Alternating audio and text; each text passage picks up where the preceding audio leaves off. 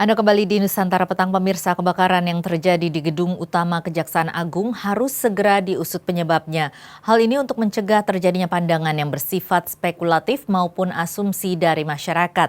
Apalagi saat ini sejumlah kasus besar tengah diusut oleh Kejaksaan Agung. Salah satunya adalah kasus pelarian Joko Chandra yang menyeret sejumlah pihak, termasuk dari internalnya yaitu Jaksa Pinangki Sirna Malasari yang diduga menerima gratifikasi sebanyak 7 miliar rupiah. Untuk membahas hal ini, kita akan segera menyapa narasumber saya. Pemirsa, inilah Dialog Nusantara Petang.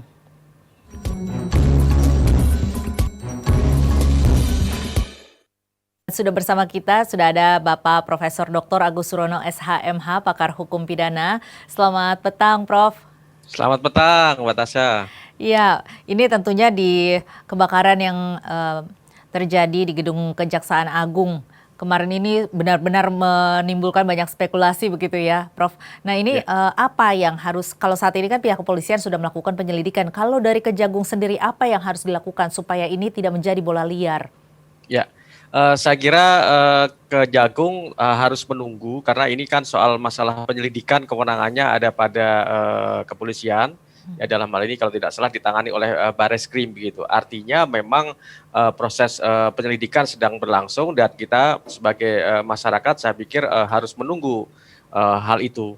Nah, karena memang ada kaitannya dengan beberapa kasus yang saya kira tidak bisa kita kait-kaitkan dengan hal itu terlebih dahulu sebelum kita tahu persis apa hasil penyelidikan yang dilakukan oleh kepolisian yang dalam hal ini dilakukan oleh Bareskrim.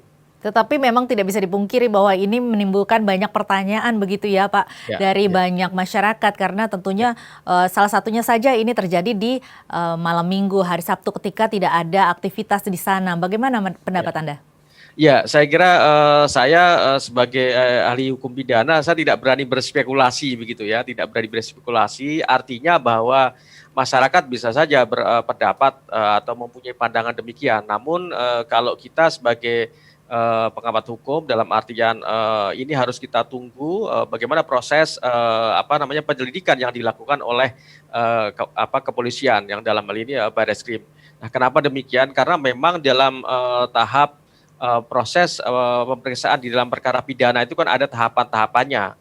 Yang pertama adalah penyelidikan, ya. Artinya penyelidikan itu adalah untuk memastikan apakah ada indikasi perbuatan pidana dalam artian kaitannya dengan soal terjadinya kebakaran di gedung Kejaksaan Agung ini.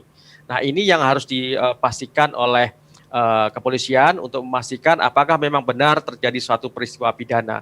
Nah, kalau kemudian berdasarkan hasil penyelidikan itu diyakini firm ada suatu peristiwa pidana, maka kemudian baru ditingkatkan ke dalam tahap selanjutnya, yaitu yang disebut dengan tahap penyidikan perkara pidana begitu. Nah, artinya step-step itu harus ditempuh sedemikian rupa dan ini ranahnya kewenangan dari kepolisian untuk menindaklanjuti terkait dengan proses penyelidikan maupun penyidikan terhadap terjadinya kebakaran di gedung Kejaksaan Agung ini. Kemungkinan tindak pidana yang bisa terjadi ini apa saja Pak? Ya, ini asumsinya ya, asumsinya bahwa telah terjadi suatu tindak pidana pembakaran, artinya membakar gedung, membakar ini memang di dalam KUHP ada ya, ada suatu tindak pidana merusak gedung dan seterusnya, itu juga bisa dikualifikasi sebagai suatu perbuatan pidana yang diatur di dalam KUHP. Apalagi kalau ini dilakukan dengan sengaja begitu ya. Memang di dalam unsur ketentuan KUHP-nya memang sengaja membakar, sengaja merusak gedung, rumah dan seterusnya. Ini bisa dikualifikasi sebagai suatu perbuatan pidana yang diatur di dalam Kitab Undang-Undang Hukum Pidana. Hmm. Nah kemudian ketika itu terbukti ada pembakaran atau tindakan Ya. yang disengaja, ini kemudian selanjutnya apa yang bisa dilakukan? Ya, tentu kepolisian nanti kan akan setelah memastikan adanya suatu peristiwa pidana atau adanya suatu tindak pidana terkait dengan pembakaran yang dilakukan sengaja oleh siapapun juga, kita tidak bisa berandai-andai begitu. Nah, tentu kemudian kepolisian akan meningkatkan statusnya menjadi proses penyidikan, ya, tahap penyidikan. Nah, penyidikan itu ada dua hal yang menjadi tujuan dari penyidikan perkara pidana ini adalah pertama, untuk mencari dan menemukan minimal dua alat bukti. dan dengan mencari dan menemukan minimal 2 alat bukti itu baru kemudian ditetapkan siapa-siapa saja tersangka yang ada kaitannya dengan peristiwa ini. Nah, ini nanti kita tunggu saja hasil proses itu yang yang dilakukan oleh kepolisian. Nah, kita tunggu sebagai nanti kita lihat saja bagaimana ke depannya begitu. Apakah ini ada suatu indikasi kesengajaan atau memang ini benar-benar merupakan suatu kebakaran yang terjadi karena adanya faktor yang lain gitu ya, faktor lain seperti misalkan konsleting listrik dan seterusnya, kan ini tidak bisa dikualifikasi sebagai satu perbuatan pidana. Tapi kalau memang ternyata ada suatu indikasi yang kuat yang kemudian ditemukan 2 alat bukti minimal bahwa ini adalah suatu kesengajaan untuk membakar gedung ya, apalagi gedung yang menurut hemat saya gedung yang luar biasa bersejarah karena ini termasuk juga cagar budaya begitu ya. Nah, kalau ini adalah termasuk ke dalam cagar budaya, maka ada 2 kemungkinan. Kemungkinannya selain dia bisa dikenakan undang-undang atau kitab undang-undang hukum pidana yang ada di dalam KUHP, tapi juga ada undang-undang cagar budaya ya. Ini juga bisa dipertanggungjawabkan secara pidana juga. Artinya ada unsur pemberatnya ya terkait dengan peristiwa ini. Tapi mudah-mudahan ya kita berusudon dulu lah. Artinya kita tunggu saja proses hukum yang dilakukan oleh kepolisian ya, yang mudah-mudahan ini bisa segera selesai dan dijawab apa adanya. Karena jangan sampai kemudian ada kesan yang kalau tidak dibuka secara terbuka maka kemudian ada kesan masyarakat kan pasti akan bertanya-tanya. Ini ada apa sebenarnya di balik terjadinya suatu peristiwa kebakaran yang terjadi di gedung Kejaksaan Agung.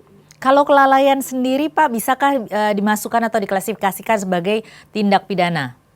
Ya, kalau secara umum kelalaian bisa, tapi dalam konteks ini kan di dalam konteks tindak pidana pembakaran ini berarti adanya suatu perbuatan yang disengaja.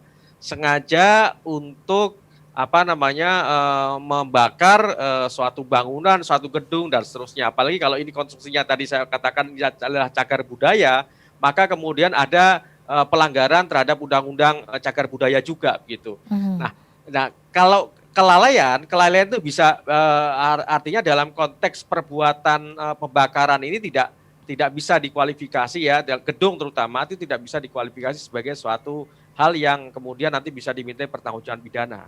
Tapi berbeda dengan kalau sengaja gitu ya. Kalau sengaja memang ini bisa. Artinya pertanggungjawabannya akan berbeda kalau kemudian peristiwa pembakaran atau terbakarnya gedung Kejaksaan Agung ini dilakukan dengan sengaja dan dengan karena lalai atau karena tidak hati-hatinya, itu nanti gradasi pertanggungjawabannya akan berbeda.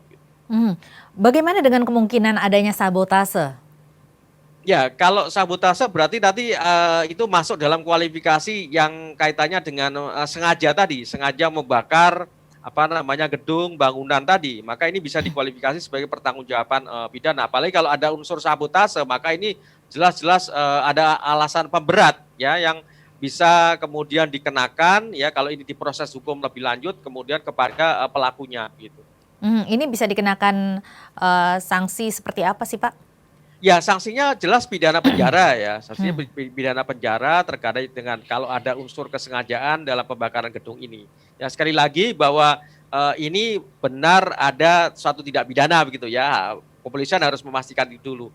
Nah, sanksinya tadi bisa dimintai pertanggungjawaban pidana dan nanti bisa saja pidana berupa pidana penjara kepada pelaku dan bisa juga pidana denda gitu ya, pidana denda karena ini kan gedung kan ada nilai kerugiannya yang luar biasa gitu ya, sampai sekian bangunan gedung yang berlantai-lantai begitu ya, ini kan pasti ada kerugian secara materialnya begitu.